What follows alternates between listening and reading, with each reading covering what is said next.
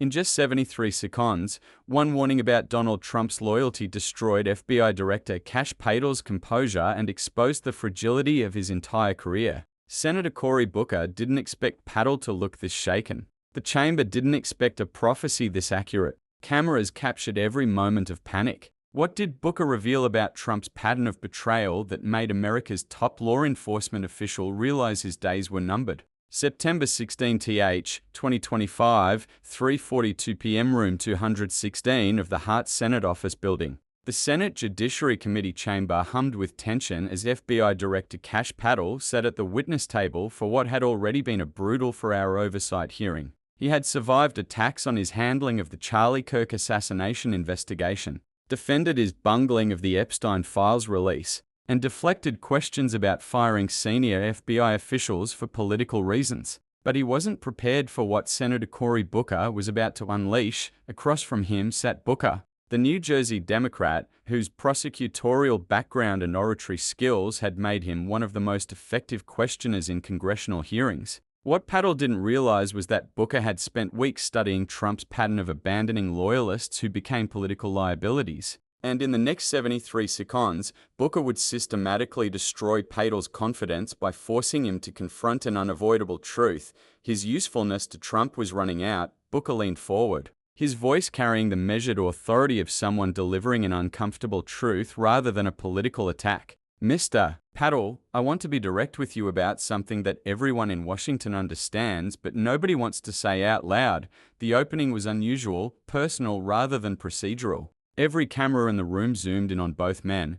I think you're not going to be around long, Booker said, each word landing with deliberate precision. I think this might be your last oversight hearing. The prediction hung in the air like a death sentence. Patel's expression flickered just for a moment, revealing that Booker had struck a nerve. The FBI director had heard the rumors, read the anonymous sources claiming Trump was considering his removal. But hearing it stated so bluntly in a Senate hearing was something different entirely. Booker continued, building his case with prosecutorial precision. As much as you supplicate yourself to the will of Donald Trump and not the Constitution of the United States of America, Trump has shown he is not loyal to people like you. The phrase, supplicate yourself, was devastating. It painted Patel, not as a law enforcement professional, but as a servile figure desperate to please a master who would inevitably discard him. Let me walk you through the pattern, Booker said, pulling out a document. Jeff Sessions, your predecessor as Trump's chosen law enforcement leader.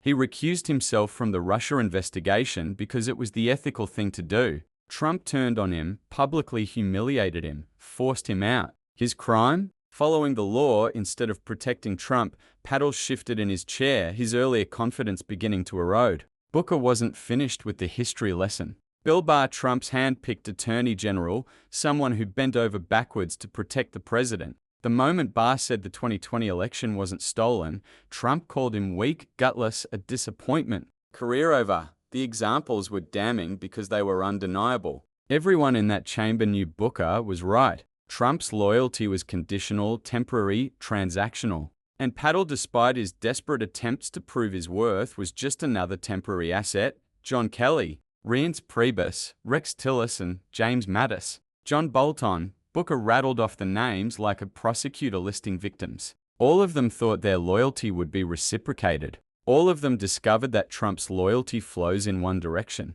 only toward himself. The chamber was silent except for Booker's voice and the sound of camera shutters, capturing Patel's increasingly uncomfortable expression. Then, Booker shifted to Patel's specific vulnerabilities, the mounting scandals that made him a liability rather than an asset. Director Patel, let's talk about why your position has become untenable. You used a $60 million FBI jet for date nights with your girlfriend while FBI employees weren't getting paid during the government shutdown. You assigned FBI SWAT teams elite counter-terrorism agents as personal security for your girlfriend. You allegedly ordered those same agents to drive her drunk friends home from Nashville bars. Each accusation was documented, verified, impossible to deny. Patel's face had gone from confident to pale to flushed red as the catalogue of his misconduct was read into the public record. You bungled the Charlie Kirk investigation by prematurely announcing an arrest on social media that turned out to be wrong, creating mass confusion during a critical manhunt. You fired senior FBI officials, decorated veterans apparently because a podcaster criticized them. You promised to release the Epstein files and instead buried them, destroying your credibility with Trump's own mega base. Booker paused, letting the weight of evidence sink in. Director Patel, you have become exactly what Trump cannot afford: a liability. The moment your scandals outweigh your usefulness, he will do what he always does. He will cut you loose. The prediction was clinical, analytical, devastating in its accuracy, and here's what that will look like. Booker continued, now painting a picture of Patel's inevitable future. First, the anonymous sources to conservative media. Trump is frustrated with Patel's judgment. The president is concerned about FBI leadership.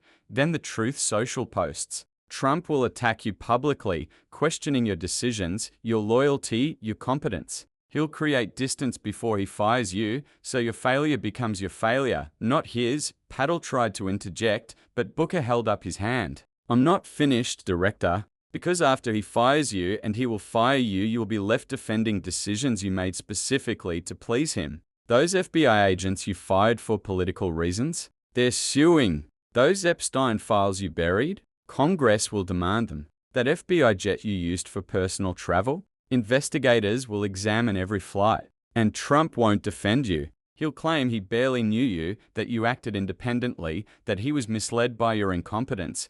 The prophecy was brutal because it was based on documented pattern. Every Trump loyalist who had fallen from grace had experienced exactly this trajectory. And everyone in that chamber, including Patel, knew Booker was describing his inevitable future. So let me ask you directly, Booker said, his voice now carrying genuine concern rather than prosecutorial attack. Why are you doing this? Why are you sacrificing your integrity, your reputation, your career for someone who has shown repeatedly that he will sacrifice you the moment it becomes convenient? Patel finally found his voice, but his response was weak, defensive, exactly what Booker had anticipated. Senator, that rant of false information does not bring this country together. I serve the Constitution, I serve the American people, and I serve the FBI. My record speaks for itself, but the response only reinforced Booker's point. Patel couldn't deny the scandals. He couldn't defend the jet use, the SWAT team babysitting, the bungled investigations, the buried Epstein files.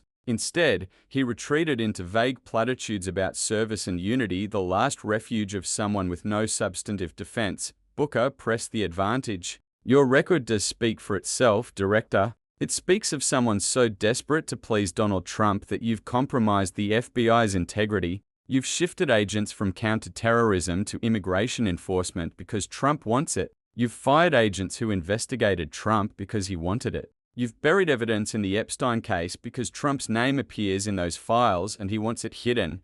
The accusation about Trump's name in the Epstein files caused an immediate reaction. Patel's face flushed even redder. Republicans on the committee began objecting, trying to protect their FBI director from this systematic destruction. But Booker had the floor, and he wasn't yielding it. Senator Durbin revealed just last month that FBI whistleblowers reported personnel were ordered to flag any records mentioning President Trump in the Epstein files, not investigate them, not analyze them, flag them. For what purpose, Director? So they could be hidden? So they could be sanitized? So Trump could be protected? Patel's attempt to respond was drowned out by the chamber's reaction. Democrats were nodding, recognizing the connection between Patel's loyalty to Trump and his systematic burial of potentially damaging evidence. Even some Republicans looked uncomfortable, understanding that Booker had just connected all the dots in a way that was difficult to refute, and now Booker said, moving toward his conclusion, you sit here defending the indefensible because you think Trump will protect you. But he won't. The moment Fox News turns on you, and they're already questioning your judgment the moment Tucker Carlson says he doesn't have confidence in you, and he's already said it the moment your scandals become Trump's problem instead of Trump's solution. You're done. The 73 seconds since Booker had warned this might be your last oversight hearing had felt like an eternity to everyone watching. Patel sat frozen at the witness table, his earlier confidence completely evaporated, replaced by visible anxiety about a future he could now see clearly. Booker delivered his final blow with something approaching sympathy. "Director Patel, I'm not your enemy. I'm trying to wake you up before it's too late. You've sacrificed your integrity for someone who will sacrifice you without a second thought. The question is whether you'll realize it before or after he destroys you."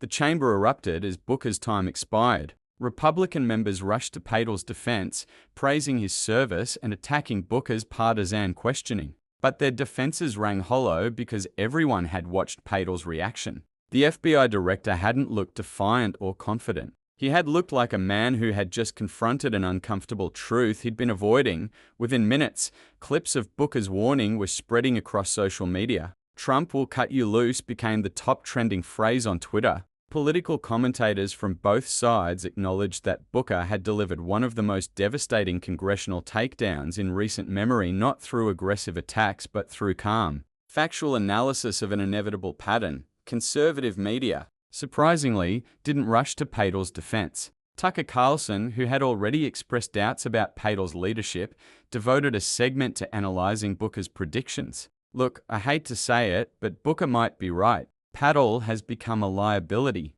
The jet scandal, the girlfriend's security detail, the bungled investigations, this is not what Trump needs right now."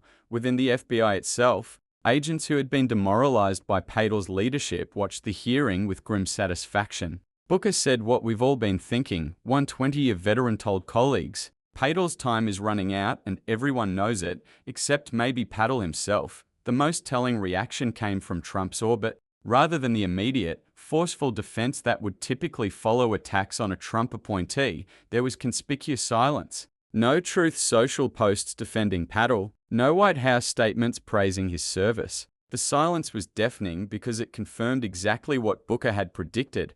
Trump was already creating distance 3 days after the hearing. Axios reported that Trump had been increasingly frustrated with Patel's scandals and was considering options for FBI leadership. The report, sourced to multiple people familiar with the president's thinking, was exactly the kind of anonymous sourcing Booker had predicted would precede Patel's firing. By the following week, conservative voices who had celebrated Patel's appointment were openly questioning whether he should remain as FBI director. The accumulation of scandals, each one individually defensible perhaps, but collectively devastating, had made him exactly what Booker had identified: a political liability. Legal experts noted that Booker's approach had been masterful precisely because it wasn't a partisan attack. Booker didn't claim Patel was corrupt or incompetent, noted one former DOJ official. He simply laid out a pattern of Trump's behavior and showed how Patel fit that pattern perfectly. It was devastating because it was true and everyone knew it.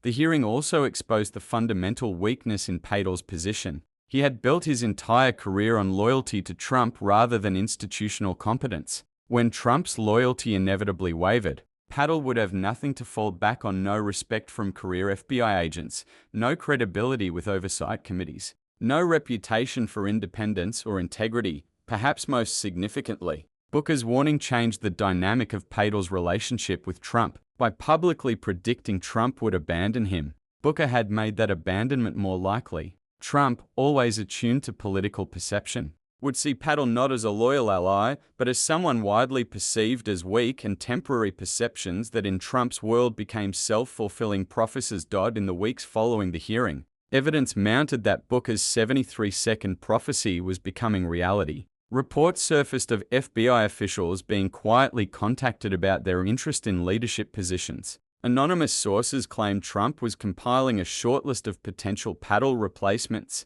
The White House began referring questions about FBI leadership decisions to the Justice Department rather than defending Patel's tenure. Most tellingly, Patel's own behavior changed. His social media presence, previously bombastic and confident, became defensive and sparse. His public appearances decreased. He looked like a man who could see the end approaching, but was powerless to stop it. The lesson wasn't lost on other Trump appointees. Booker had demonstrated that loyalty to Trump was not a shield, but a liability. That the moment you became associated with scandal or controversy, Trump would protect himself by sacrificing you. It was a warning that resonated throughout an administration built on personal loyalty rather than institutional principle. Sometimes, the most devastating congressional testimony isn't about what someone did wrong. It's about forcing them to confront an inevitable future they've been desperately avoiding. Cory Booker had done exactly that, not through aggressive interrogation, but through calm analysis of an undeniable pattern. And in 73 seconds, he had changed the trajectory of Kash Patel's career by making explicit what everyone already knew: his time was running out, and Trump would be the one to end it.